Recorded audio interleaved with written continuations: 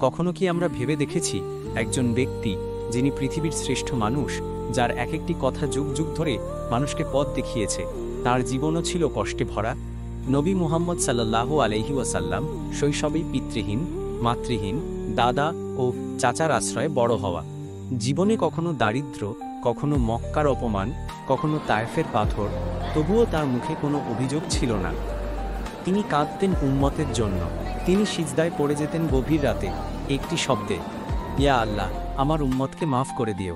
নবীজি সাল্লাল্লাহু আলাইহি ওয়াসাল্লাম আমাদের ভালোবাসতেন এমনভাবে যা কেউ কখনো করতে পারেনি।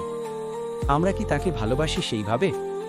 একটু থামুন, একটু ভাবুন, নবীজির জন্য আমরা কি করছি। আসুন আজ থেকে নবীজি সাল্লাল্লাহু আলাইহি ওয়াসাল্লামকে ভালোবাসা দিয়ে জীবনের প্রতিটি কাজ শুরু করি। জান্নাতের পথে হাঁটি নবীজির ভালোবাসার ছায়ায়।